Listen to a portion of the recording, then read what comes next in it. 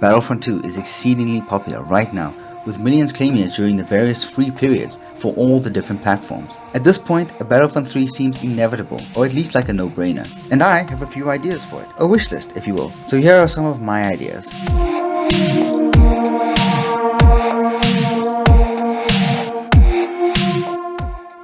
For this session, we're talking vehicles.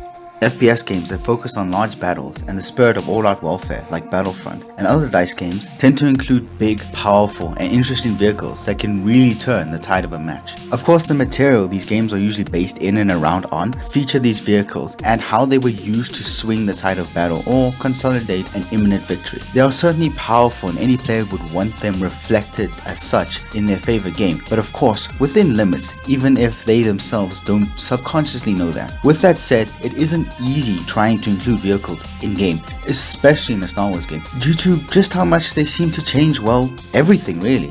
From map design to weapon selection to balancing rules and a bunch of other factors, vehicles from the Star Wars universe may seem to bring more harm than fun when first conceptualizing a design of a Star Wars battle simulator. However, it seems DICE didn't manage to strike with fan expectations, balancing, or environmental design when it came to their previous 2 entries into the Battlefront franchise. Now, there are a huge number of vehicles in the Star Wars universe that would be amazing to have in a potential Battlefront 3. Getting creative with how they play, which maps they would be available on, and how anti-vehicle placement on the maps would interact with them has the possibility to produce some spectacular results. So I would say most vehicles from the franchise would probably be welcome, whether that be the iconically large artillery in iconic battles like the AT-AT, or obscure vehicles we fall in love with because of just how they are used and would be implemented specifically for an all-out FPS. However, there would need to be some key changes across the game in addition to how vehicles have been implemented in the past before we can introduce these vehicles in the most fun and efficient way. First problem across both DICE Battlefronts was balancing. The dark side in general always seemed to have an edge with their vehicles on the battlefront. Even in eras where the light side had powerful vehicles of their own, the dark side had powerful enough counter vehicles on their side. Galactic tanks were eventually introduced for the clones, but the rebels and resistance seemed to be outmatched and have to rely on notoriously unreliable air support, which the dark side had a good counter to on most stages as well. The most obvious solution here is to give the light side equally as good tanks, walkers and ships as to level the playing field. The asymmetrical gameplay of having a large artillery vehicle that can be taken down by stationary and mobile placements and weapons on the battlefront still works well, but players almost exclusively focus these on the artillery itself and not on larger vehicles the opponents can bring in themselves, rendering the placements inefficient. And obviously the anti-vehicle weaponry placed around the maps are only used on the objective, which is only the artillery and not the heavier vehicles. So, more vehicles for each side to create balance and an improvement or overhaul to anti-vehicle placement is basically what I suggest is needed. The most obvious problem surrounding this that is present in DICE's Battlefront entries is map design. Don't get me wrong, I think some of the best map design I've seen across different games and genres have been found in these games, Naboo being a particular favorite of mine, but they haven't exactly been conducive to fun and dynamic vehicle gameplay. As I'm sure DICE is aware, the Battlefield series has a wide open yet complex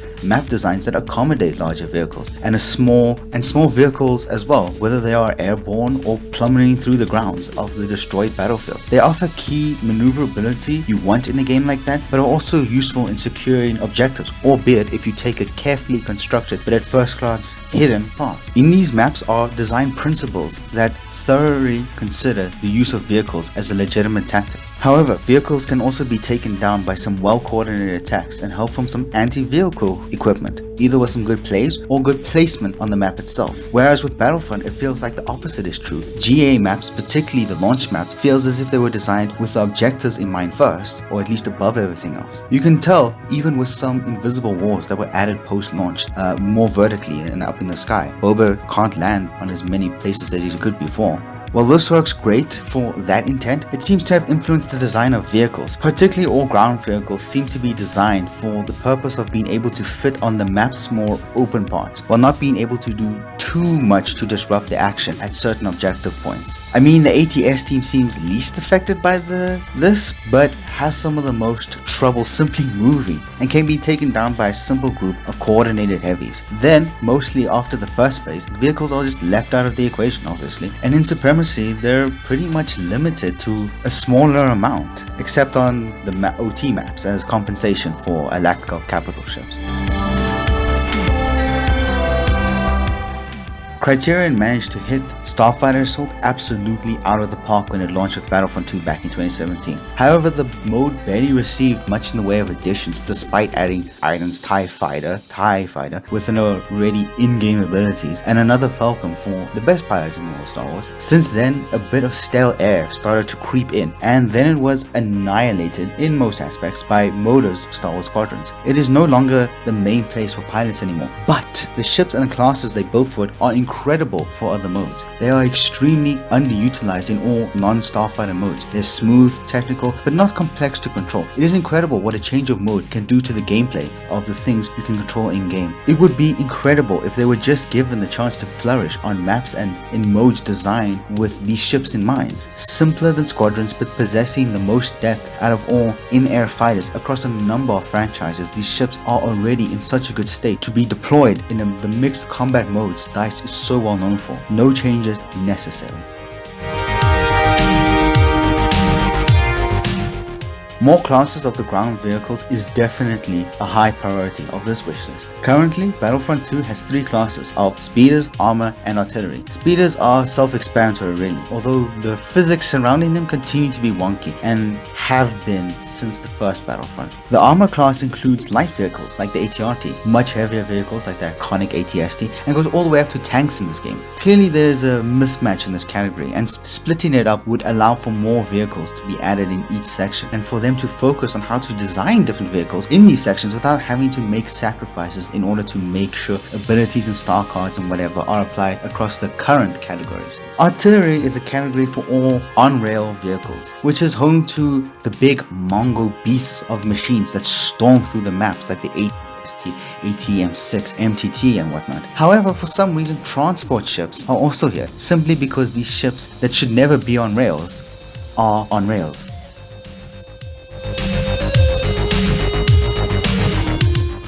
Multi-seat transport ships have been some of the most requested features for these games. DICE seem to include these ships in every other capacity other than a free way to control the transport ships. You can shoot their turrets while on rails or board them to get into a cutscene to get into the capital ship, yet you can't actually transport soldiers in it. The map design currently of most maps wouldn't really be suited to that. I mean, imagine what they would do to balancing, as they're too small at the moment or restricted by out of bounds zones that pop up once you progress past a certain phase. The transport ships hold so much potential in a third game if they are done right. Personally, I would change them the way heroes were transitioned between DICE's first game and DICE's second game. Health that is much more manageable in order to be taken down, but with all the tools necessary to stay alive longer, all the tools necessary to dominate, and all the tools necessary to change the game if you play within the bounds of a certain playstyle, just like heroes are now. Also, adding in the multi-seat aspect to heavier vehicles is a feature we know works from other games that DICE have made themselves and has been requested since day one. Hopefully, a higher player count that would be possible on the next generation will finally make this feature a viable return, especially because DICE can base it off their modern implementations of this feature in their other games.